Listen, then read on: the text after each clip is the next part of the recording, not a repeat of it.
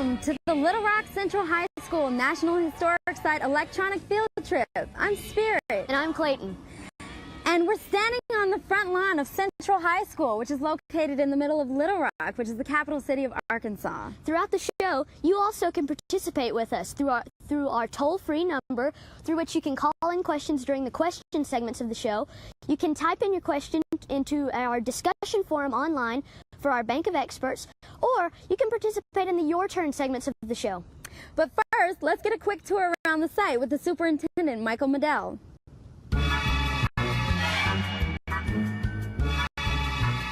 Welcome to Little Rock Central High School National Historic Site. I'm Superintendent Mike Medell, and I'd like to show you around today. Most guests begin their visit with a stop at our new visitor center. The entire story of the 1957 Little Rock desegregation crisis unfolds as you walk through the interactive and sometimes emotionally powerful exhibits. The exhibits also highlight how individuals can make a difference in our world. The centerpiece of this historic site is Little Rock Central High School. The school was built in 1927 and is still regarded as one of the top high schools in the nation.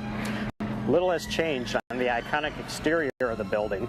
The same steps that the Little Rock 9 climbed in 1957 are used by students today. Also nearby is the restored mobile gas station that looks the same as it did in 1957. The building was used as a gathering place for the media during the crisis, and today we use it as an education center. The last feature of the site is the commemorative garden. The garden provides a place for visitors to stop and contemplate the lessons of the 1957 crisis.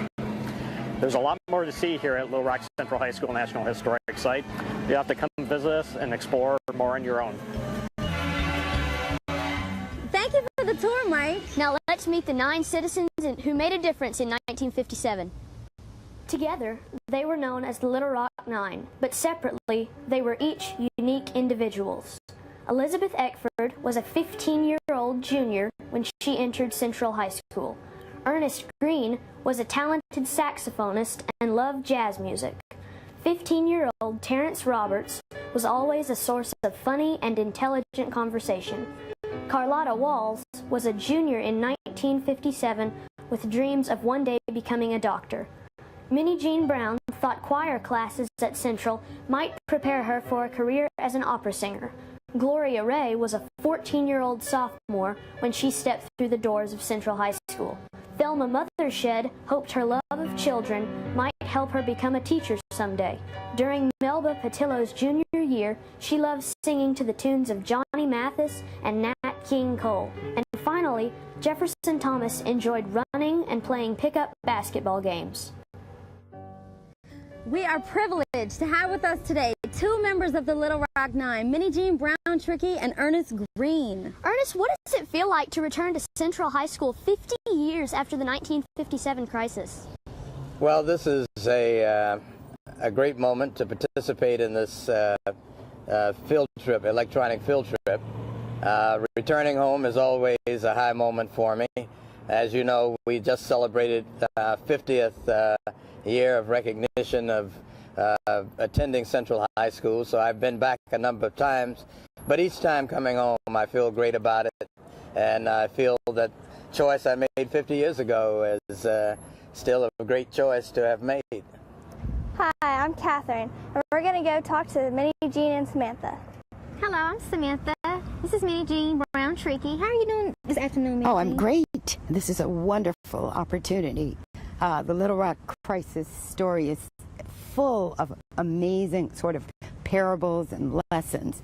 So I love talking about it, and I love sort of interacting with young people, bringing it to our lives today. Okay, Minnie Jean, how were you chosen to go to Central? I chose myself as well as the rest of the kids who became the Little Rock 9. We sort of signed up and skipped home to tell our parents, oh, by the way, we're going to Central.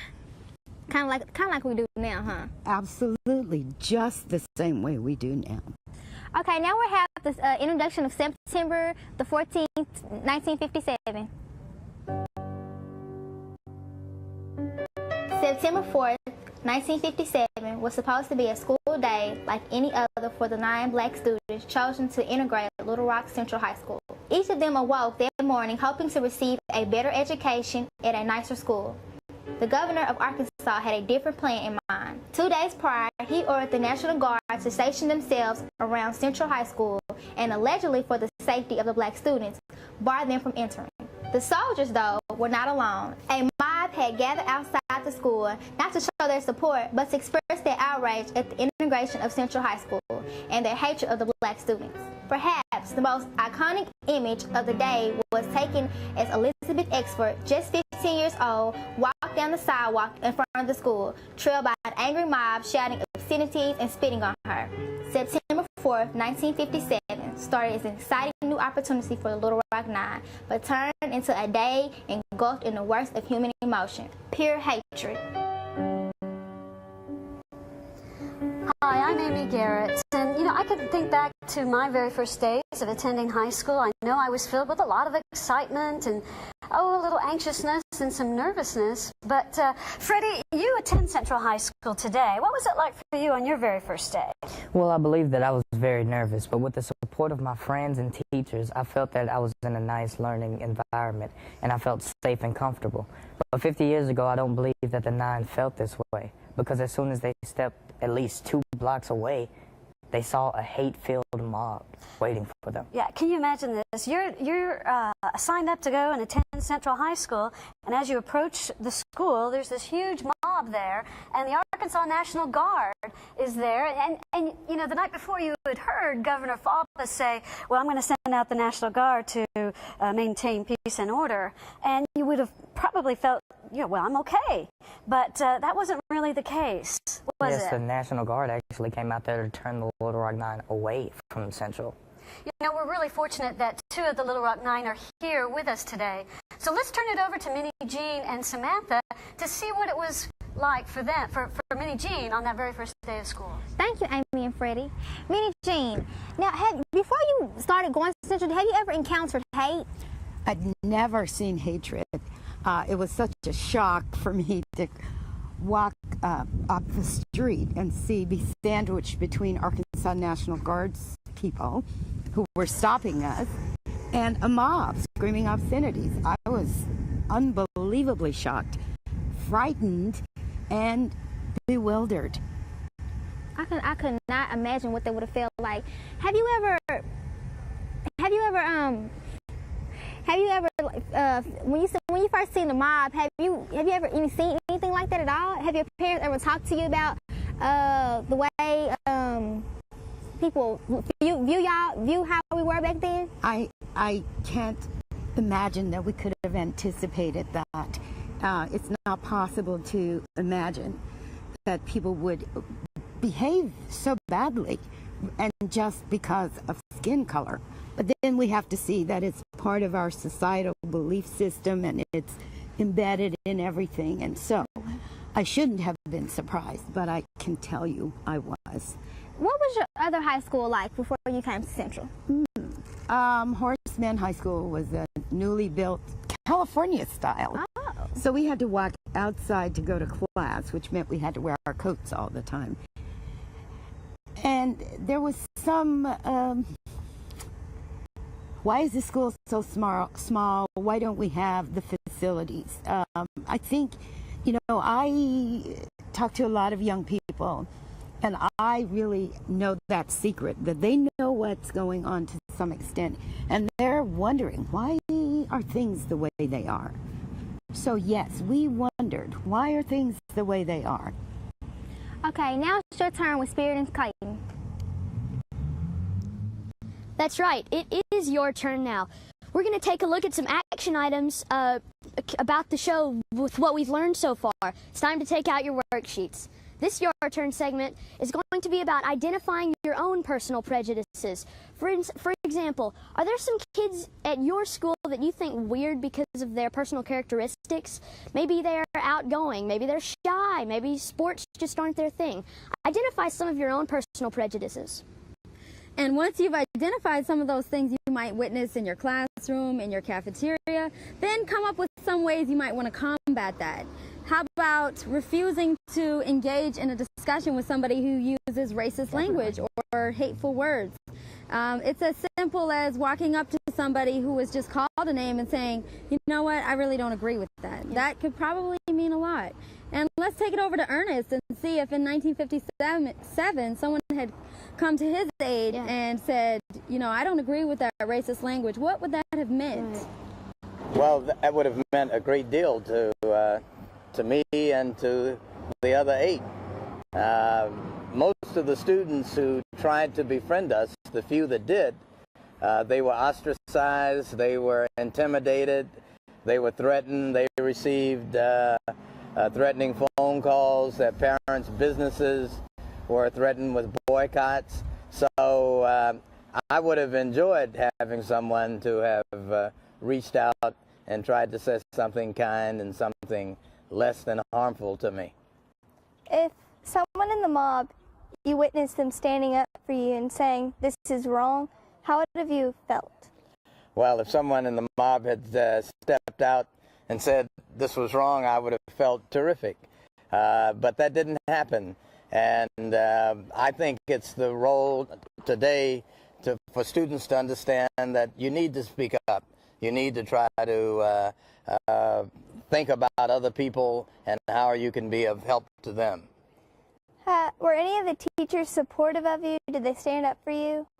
There were a few teachers that stood up. My homeroom teacher, whose name was Elizabeth Dupree, I remember it today, was one that created an environment that I felt somebody wanted me there. But most of the teachers were silent. They were part of the great silent majority that didn't speak up. Well, thank you, Ernest. We're going to go to Amy and Freddie.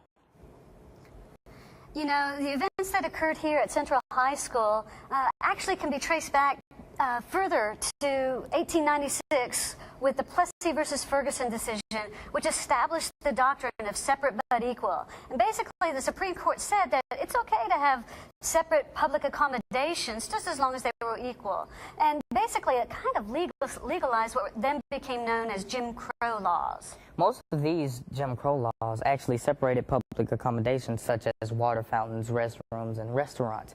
And you even had to sit in different places on the bus. So, you know, Freddie, when you were talking about water fountains, we know that the separate accommodations for them were hardly equal. What would they be like? Well, most of the white people would get a nice-looking water fountain with chilled water, while most of the colored people would actually get a run-down water fountain with tap water running out of it.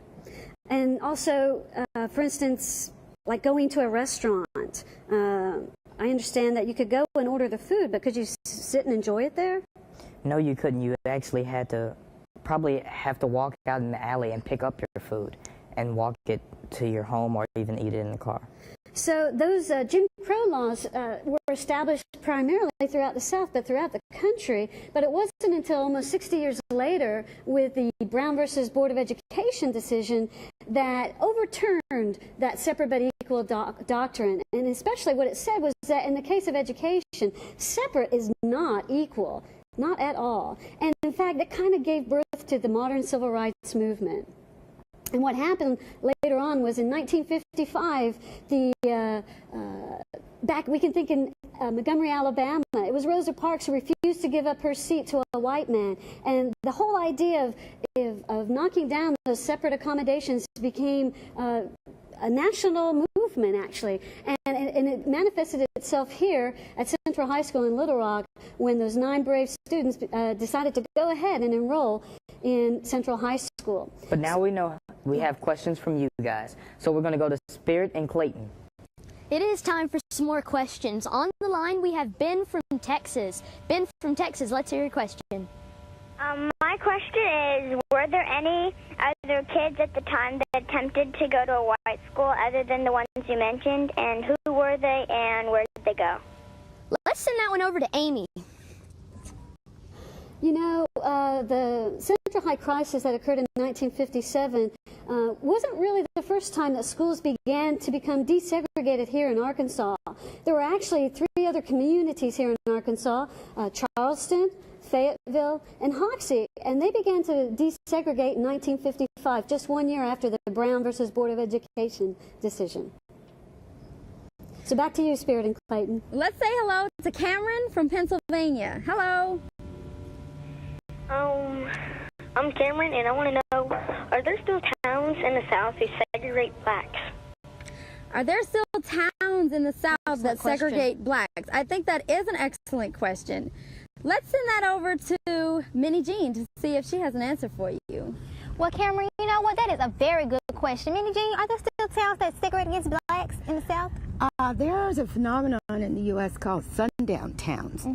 And those are towns where the law has changed, but the practice hasn't. So yes, you can go to towns where blacks are discouraged from living there, being there. Yes, we have places like that in this state as well as across the country. There's a look up covenants in your studies. You can go, there's a book called Sundown Towns, A Hidden Dimension of Racism, and it's by James Lowen. Yeah, anything we say here, go look it up. And this is just a little taste, and we're hoping to send you further in your learning. So just like what we have encountered like last month with the boys, you know, that's something like a sundown town, huh? Probably, if you can't get in. All the suburbs barred people of color for many years. And so we think that's the way it should be, but in fact, it was created that way. So we have to think about things like that. Thank you, Karen from Pennsylvania. I hope we answered your question. Back to you, Spirit and Clayton. Now we have Josh from California. Josh, what's your question? I was wondering, how do the students get home safely from the high school? You know, that sounds like an excellent question for Ernest to answer. Ernest, can you answer that for us? Well, we were in a carpool. We had parents and relatives and Mrs. Bates and her husband from the NAACP. Various people took responsibility for seeing that we were able to get home after school each day. And it was this broad community support that allowed us to be able to get home safely. That's a very good question. Thanks. Back to you, Spirit and Clayton. Now we have Kennedy from Illinois. What's your question, Kennedy? My question is, how did the parents of the Little Rock Nine react when these horrible things happened to their children? Very good question. Excellent. Point. Ernest, how did your parents react? Well, I think all of the parents, as I am today a parent, didn't want to see harm come to your children. But they also understood that a segregated world in which you had less opportunity, less of a chance to increase your income, places where you could live, that had to be changed, and that they were supportive of our going to school and stood behind us and were the real rock. They were I think, the heroes of Little Rock that allowed this to finally come forward and for us to be able to benefit from it. Excellent question. Back to you, Spirit and Clayton. Now we have Blake from Missouri on the line. Blake, what's your question? How did you keep the courage up to keep going to Little Rock High? Maybe we should ask Minnie Jean that. Minnie Jean, can you answer that? Minnie Jean, how did you keep the courage up from going to Little Rock High, Little Rock Central High School? Well, I tell a story that it sounds kind of goofy, but my mom would say, you could stay at home today if you want to. And I said, but Mom, I've got to go see what they're going to do today. So resistance is really an interesting thing, and it works in lots of different ways. One of the things that we did was giggle a lot and play and make jokes as the Little Rock Nine. So we formed a support circle around each other that was very powerful. And even though it was a very tragic situation, we kidded about it and made jokes and kidded each other. I remember that time fondly for that reason. So we develop courage and work on it in many, many ways. So you had a positive attitude. Well, yes. That's my principle. I always stress that you should have a positive attitude. No, even if something's not going your way, you should always have a positive attitude. Thanks for the question. Back to you, Spirit and Clayton. Hi, now we have Ella from Ottawa, Canada. Ella, I used to live in Ottawa. That's cool. What's your question? Hi, my name is Ella Bawaging, and I'm in grade 6 class of Minnie Jean Brown's good friend, Wendy Alexis. You grew up to be such a very successful woman who changed the world, but everyone has a role model in their life. The real question is, who was your role model then, and who continues to inspire you now? Wow, Minnie Jean, one of your friend's students is on the line from Ottawa. Go ahead and answer her question. Go ahead, Ella. I'm from Ottawa. Well, thank you for your letters, Ottawa kids. But the other, I think my mother was my role model. And currently, as I think about it, teachers are my role models because they do the work of helping our young people develop into good citizens. So thank you for your call, and I appreciate that question. Great question, Ella from Ottawa. Back to you, Spirit and Clayton. Now we have Rachel from Texas on the line. Rachel, let's hear your question. How were the students treated by the National Guard and Army? Were they all white men? Very, very good point. Let's ask Ernest that. Well, the Arkansas National Guard at that time was segregated. They were all white men, and they were, I'm not sure when the Arkansas National Guard desegregated, but certainly the year 57, 58, they were all white men. Good question. Back to you, Spirit and Clayton. Now let's take a look at the next significant day, September 25th, 1957. This is the first day the Little Rock Nine actually made it inside the school, under the escort of the 101st Airborne called out by President Dwight Eisenhower. September 25th, 1957 set a scene very familiar to the 121 days prior. 9 students attempting to gain entry into an all-white high school in a community, not wanting to sit by and watch such a thing happen. However, one very important factor was quite different. President Eisenhower mobilized 1,200 soldiers from the 101st Airborne Division to make sure the Little Rock Nine were granted entry into the school. The arrival of the 101st Airborne was effective for the first time at Little Rock Central High School. 9 black students attend a full day of classes. However, just because the soldiers made entry to the school a reality, they did not keep the white students attending Central High from expressing their dislike of the situation.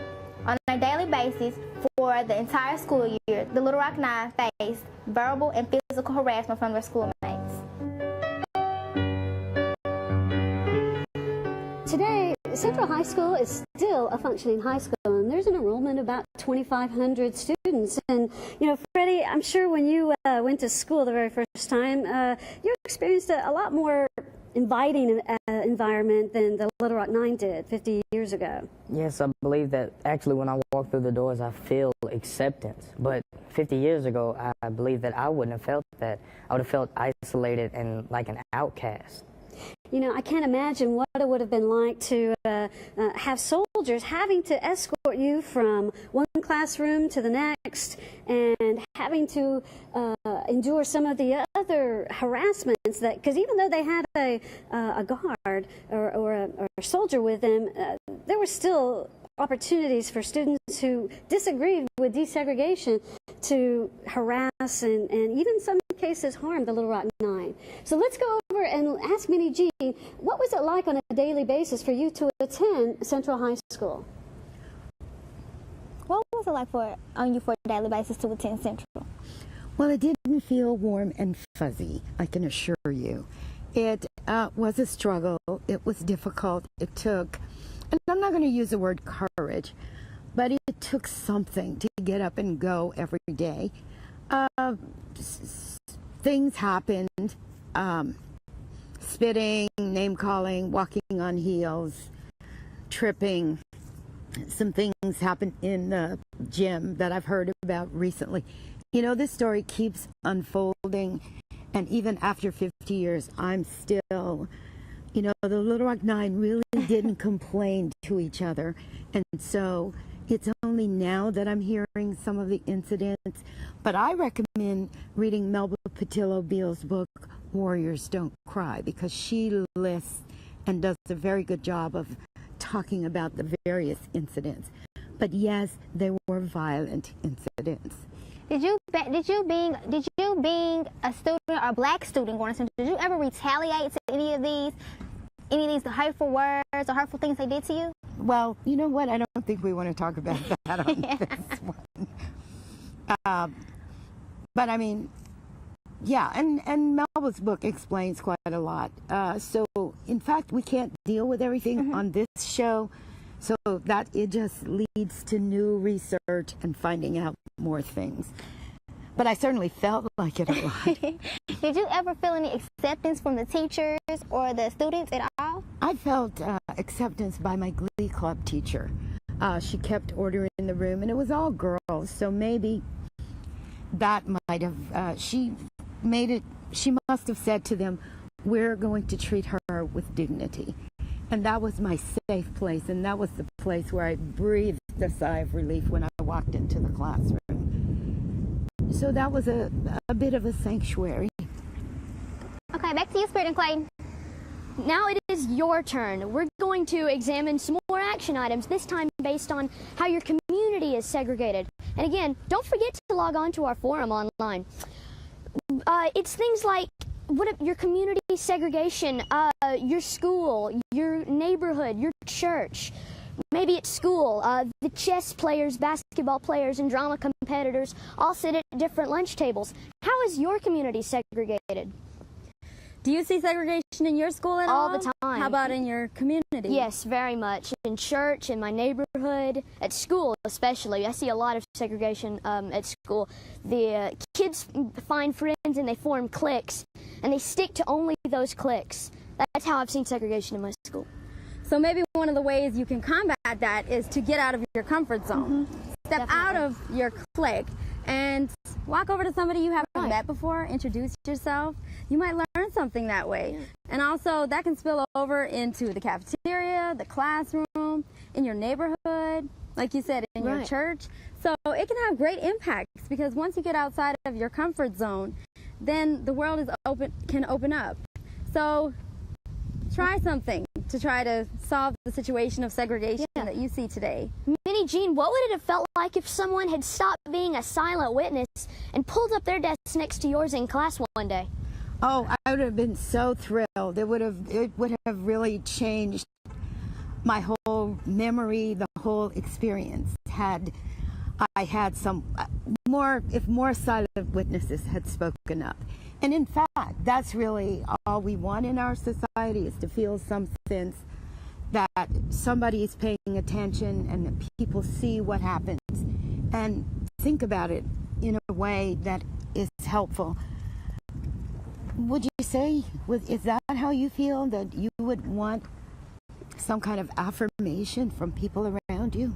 Yes, actually at my high school we have like a lot of things going on. We have Mix It Up Day, we have Love Team.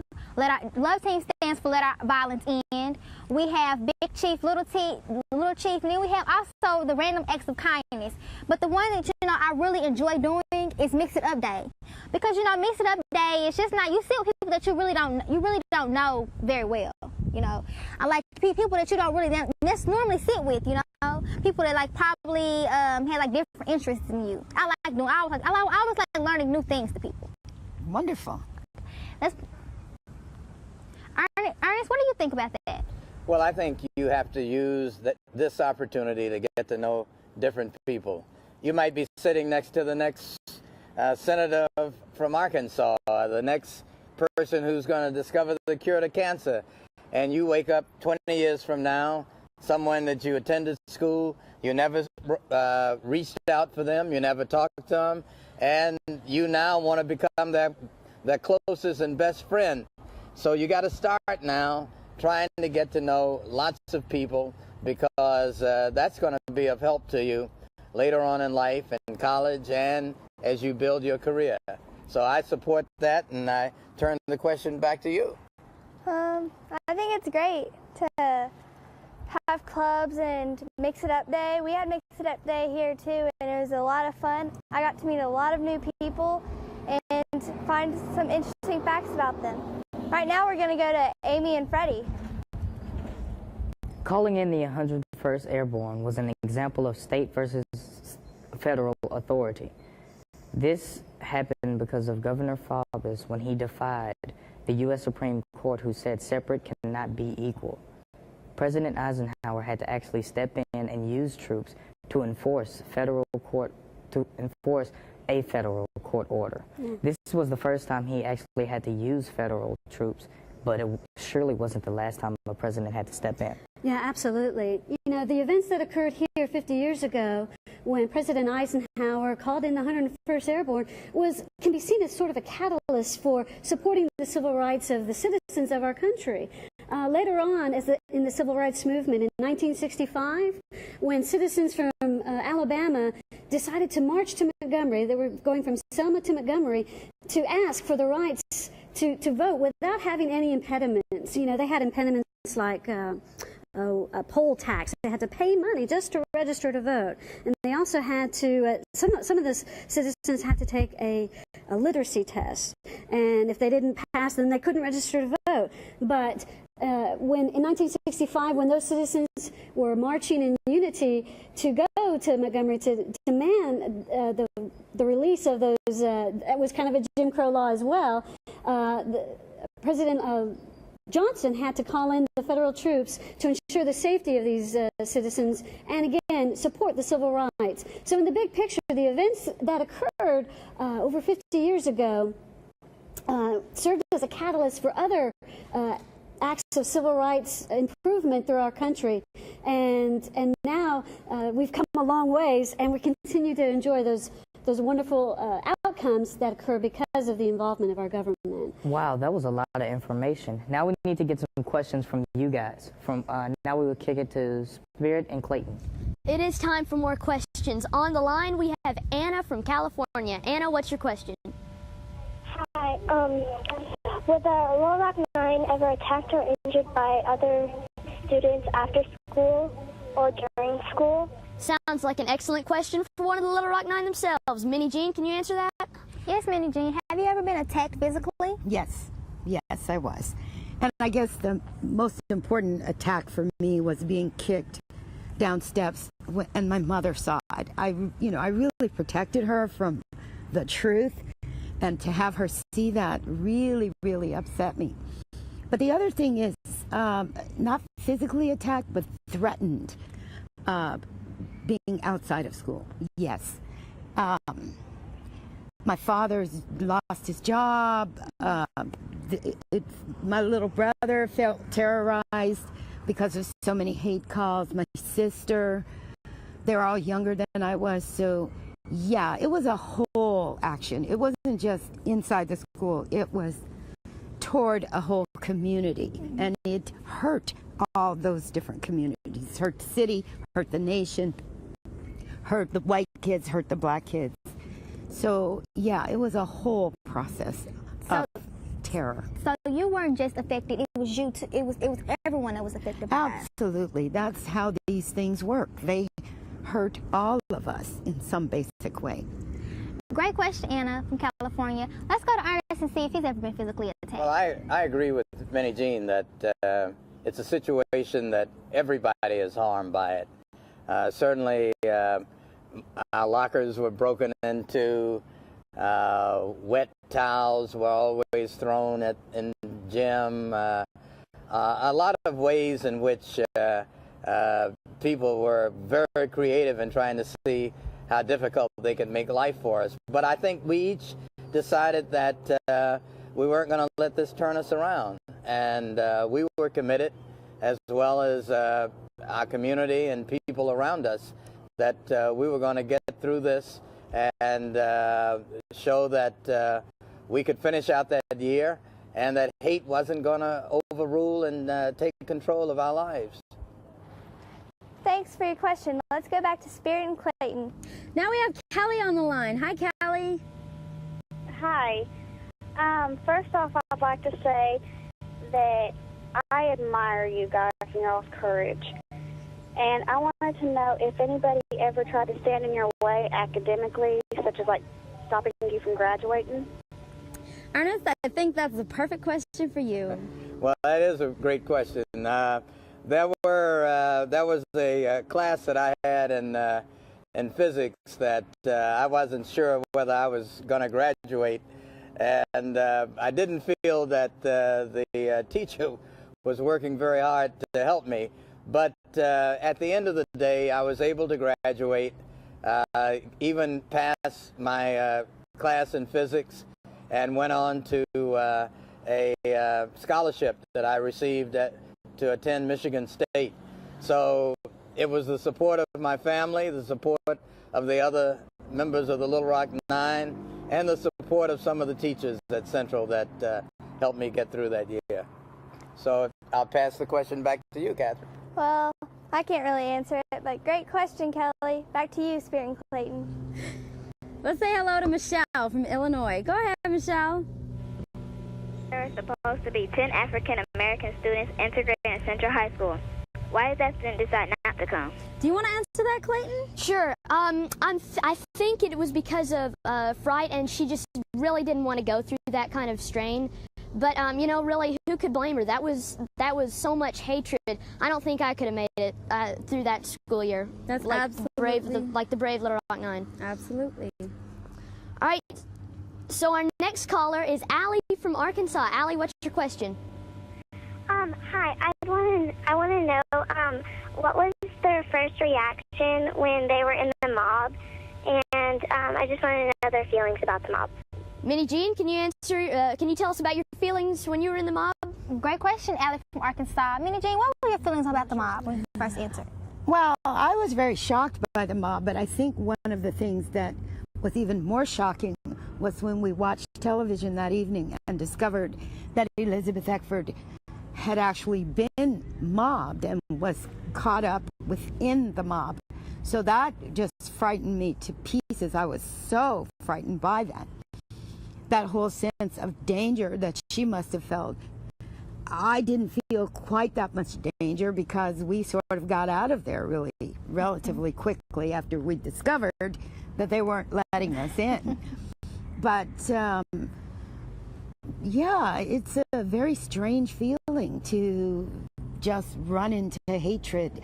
You know, you're just going to school and then find out that people don't want you to do so. That was a wonderful question, Allie from Arkansas. Keep the questions coming, Clayton Spirit. All right, our next question is Thalia from Washington. Hi. Hi. My question is, back then, if you were half Mexican and half white, would you still be considered color? Great question from Minnie Jean. Minnie Jean, if you were half Mexican and half white, were you considered to be colored? Well, it's a very complex answer. There's an anthropological term called hypodescent, which says that a person born of two groups, one of color, is considered of color. It's a very strange concept, but we're stuck with all those beliefs in our society all the time. I mean, they disturb me greatly that we still have all those ideas in our heads. I guess if from my own experience or from that of my children, you have the value of two ethnicities, cultures. So you have a very potentially rich life, and I'd like to leave it at that. Yeah, because I know, like, when I watch movies, you know, you're not supposed to believe everything you see on TV, but you can believe this. But when I watch movies, they always say, like, the movies from back then, they always say, whatever your dad was, that's what it makes you. Well, in America, whatever little drop of color you have is what makes you, or made you. So I like that question, Leah from Washington. Back to you, Spirit and Clayton.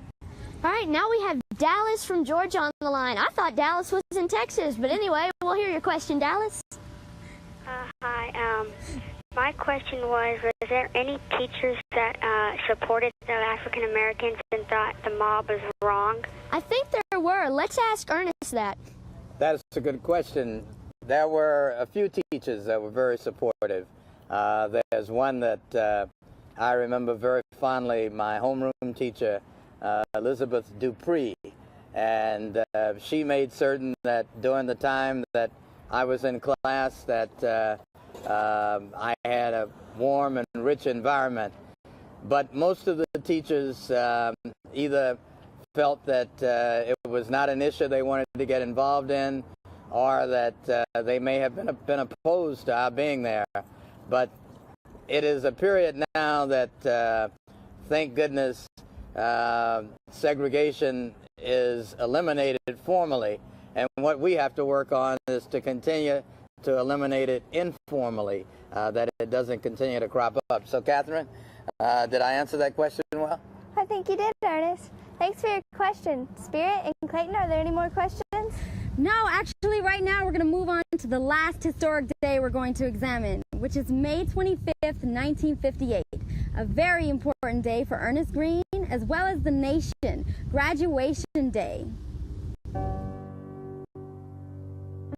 May 25th, 1958 was graduation day at Little Rock Central High School. Over 600 students received their diplomas that day, including one young man some in Little Rock would have preferred to earn a degree elsewhere. Ernest Green was the first black student to graduate from the formerly all-white Central High School. After a year of verbal and physical harassment, Ernest proudly accepted his diploma and symbolized renewed hope for the future of civil rights. All was not well in the Little Rock schools after Ernest's graduation, though. No black student attended Central High during the 1958 and 1959 school year. In fact, all public high schools in Little Rock were closed that year, so no students, black or white, attended class. Without a doubt, the struggle to integrate was made easier in the footsteps of Little Rock 9. Ernest Green's graduation in May 1958 was actually a break in the chain of segregation, and it gave a lot of hope for people of color. Yeah, but there was a lot of people in Little Rock and certainly in the audience who attended the graduation ceremony that didn't want Ernest to graduate. You know, despite everything that he had endured throughout the school year, he had suffered through all kinds of indignities and harassments, but he was able to withstand and achieve the final goal, and that was to get his diploma from Central High School. So let's go to Ernest and ask him, really, what did it mean to you to finally walk across the stage and become the first African American to graduate from Central High School? Well, it obviously was a great feeling. I think anybody who has attended high school, the moment of graduation is something you thought about from the moment you stepped into school. That year, though, was really a year of turbulence, and when we look back on it, it's a real miracle that we were able to finish it. But I also have I had a feeling of accomplishment, a feeling that I had set out to do something and was able to succeed at it. And I think that's what any person wants to do in life. And it was because of my family and the other 8 of the Little Rock 9, the support that they gave me, that I was able to get through that. After you graduated, you found out that there was a special guest attending your graduation? I did, Catherine. It turned out that there was a young minister. His name was Martin Luther King, and he was attending my graduation. He sat with my family. I didn't know he was there until the end of the ceremony, and I was able to have a picture taken with Dr. King. He was just beginning his career. I say one of the great stories about Little Rock is that if the Little Rock police knew who Dr. King was, he never would have been admitted to attend my graduation. But I'm one of the few Americans who can say Martin Luther King attended his high school graduation. What do you think the impact of your graduation was on the black community? Well, I think receiving that diploma and completing that year was a big boost. I run into people, Congressman John Lewis from Atlanta, Georgia, always mentions that it was the Little Rock 9 and high school graduation and all of that that made him think that he wanted to change conditions in his community. So in some ways, I think it was the beginning of an impetus Maybe it was the start of the modern civil rights movement. It helped convince a lot of people that they could do things as well. Well, thank you, Ernest. We're going to go over to Amy and Freddie. Ernest Green's graduation was just the beginning of desegregating school. Actually, next year, Governor Faubus closed all public high schools in Little Rock. This is actually referred to as the lost year, as you can see behind me. But some of the courage of the Little Rock Nine rubbed off to other school districts, and it kind of went into a domino effect, and it went nationwide. This gave a lot of hope to colored people. You know, that's true. A lot of school districts in the South resisted desegregating. In fact, there was a school district in Virginia that closed their schools, shut them down for up to 5 years, and that's how strongly they resisted desegregating their schools. But it was the very first African-American, Ernest Green, who really did provide the hope and the catalyst for other school districts to bear witness to, and that they can successfully integrate their high schools and their others in elementary schools and middle schools all across the nation. So this was just the beginning of desegregating not only schools but other public accommodations. You know, I know that there's a lot of other thoughts out there, but I think it's your turn now. We're going to send it back to Spirit and Clayton. It is our third and final Your Turn activity. Take us away, Spirit. Well, the first activity we would like to think about is how you yourself can educate yourself on social issues and injustices in your community. Go to a National Historic Site. Learn about something in the past that relates to us today. As Minnie Jean mentioned earlier, Warriors Don't Cry is a great resource, a book that you can read to learn about Central and how it relates to you today. Movies, there are various ways. Pick up the newspaper, turn on the news, be educated about issues, because unfortunately we still experience injustice today, 50 years later. Right, and you can also talk to your family about how this 50-year-old story relates to life today. It's about stopping hatred. The Little Rock Nine took a big step. They changed the world in stopping hatred, but you don't have to. We're not asking anybody to change the world, because you can't change the world overnight. All you need to do is take small steps, things like volunteering at local charities, giving blood and organs when you're old enough, and researching Martin Luther King's principles of nonviolence online. You don't have to do big things, just small things will add up. That sounds excellent, because you might come to find you might have a hero in your family. Talk to your parents and grandparents, because what happened at Central 50 years ago still has lasting effects. I think we have time for some more questions, Clayton. I think we have Jane from Canada on the line. Jane from Canada, what's your question? My name is Jane from Canada.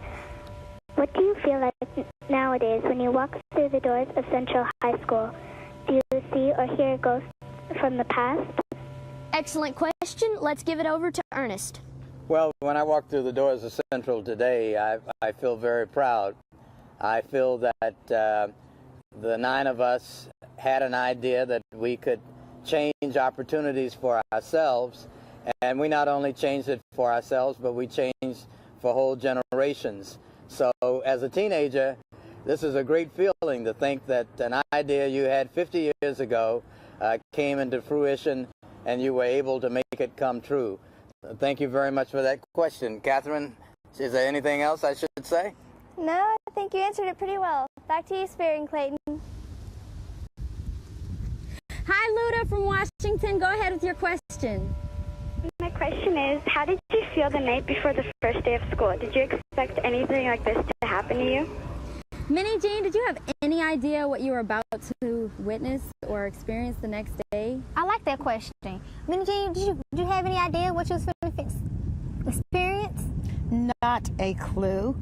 I thought, well, you know, they're not going to like me right away, but I'm smart, I'm pretty, I'm talented, I'm intelligent. So it's only going to be a couple of days and things are just going to even right out, because how could they resist us? Okay, thank you for that question, Luda. Back to you, Spirit and Clayton. Now we have John from California on the line. John, what's your question? Well, right now I'm just saying that were the teachers fair at giving good grades for you even though you were colored? You know, that's a really, really good point. Let's give that one over to Ernest. Well, I think the teachers found out that most of the Little Rock Nine were very good students. In fact, there were a number of them much better than I was as a student. And what really became one of the items we discussed in the evening, many of us were setting the high mark in the classroom so that no matter how the students felt about us, we were able to handle the academic work. So whether they wanted to or not, many of the teachers had to admit that these were very solid and outstanding students. So the answer, I think, is do your work well, and somebody's got to respect you. Back to you, Spirit and Clayton. Now we have Rachel from Arkansas on the line. Rachel, what's your question? I was wondering if it was hard for the Little Rock's 9 parents to enroll them in Central High School. I'm sure it was. Let's give that one over to Minnie Jean because her parents, they were the ones that made that decision. Hi, Rachel from Arkansas. I'm where you are. But was it hard for them to register you at first? I think it must have been really hard. I mean, as a parent, I have to question when my first child turned 14, would I have allowed her to go to Central? But my answer is that they were heroic parents. They were creative parents. They were thoughtful parents. They understood the significance of what was going to happen. And although they made the sacrifice in some way, and as Ernie says, the parents were the heroes of this event. And we have to always give credit to the parents, both to their willingness to see us suffer for a greater cause, but then they supported us at home. So, you know, it's hard to do these things. It's hard to make change, but we have to do it. I mean, one of the principles of nonviolence is nonviolence is on the side of justice, and that it can educate and transform. So they did what they had to do, and I'm grateful to our wonderful parents for that. Wow, that was powerful. It makes me think about my mom. Okay, back to you, Spirit and Clayton. We would like to say hello to Jared from Washington. Hi, this is Jared from Kent, Washington, and my question is, at our school we have an anti-bullying program called OAS, where students are encouraged to not be bystanders. What advice do you have to encourage students to reach out to others in this situation? Well, first, I would like to ask Clayton, do you have any anti-bullying legislation at your school? We have an honor code. We have an honor code at our school that all students must sign before they start classes. It's like you promise not to lie, cheat, bully, steal, that kind of thing. Everyone must sign it. So it sounds like you do. Minnie Jean, what do you think about that? Minnie Jean, what do you think about that? Well, I'm really pleased to hear that. I think we really need to look at the concept of silent witness, and if we know what it's about, that sort of standing by and doing nothing. If we understand from Elie Wiesel that it is a real concept and it has meaning, then we can decide for ourselves, am I a silent witness? And by my silence, am I participating in some negative way? So when we come to an understanding of some of these ideas, I think it makes it easier for us to decide what kind of persons we want to be, how we want to behave. So it is about learning things, and it is about thinking, and it will always be about that. Okay, back to you, Spirit and Clayton. That is the end of our question segment. Now you've met Minnie Jean and Ernest, but I bet you're wondering what happened to the other 7 members of the Little Rock Nine. Let's take a look now. After entering Central High School together in the fall of 1957, each member of the Little Rock Nine has taken a different path in life. Their professional lives range from an accountant to patent attorney, and from guidance counselor to communications consultant. Some have moved away from Little Rock to places like Illinois, California, Washington, D.C., and Stockholm, Sweden. In 1999, Each of the Little Rock Nine received the highest civilian honor possible when President Clinton awarded them the Congressional Gold Medal. All members of the Little Rock Nine recently gathered in front of Central High School to commemorate the 50th anniversary of integration. They were flanked by local, state, and national dignitaries, including President and Senator Clinton. The legacy of these courageous individuals lives on with the Little Rock Nine Foundation, a scholarship organization dedicated to ensuring equal access to education for African Americans. We really hope you enjoyed today's show. Guess what? There's another exciting electronic field trip coming up called A Whale of a Story, which will take place on February 26, 2008. Log on to the Ball State University website for more information. Yep. Before we leave, we'd like to give you a challenge. The Little Rock Nine took a big step in stopping hatred, but we're not asking you to change the world. We want all of you to take one small step on your, and you can monitor it on your worksheet. Show courage. Just take one small step, whether it is, like we said earlier, volunteering or giving blood. One small thing, and that's all you have to do. And eventually those things add up to make this, eventually hatred is stopped. It's great. Yes, Clayton, I totally agree. If each one of us, and there are thousands of us out there today tuning in, take one small step, think about what better place this would be. It would be a wonderful world, a more harmonious place.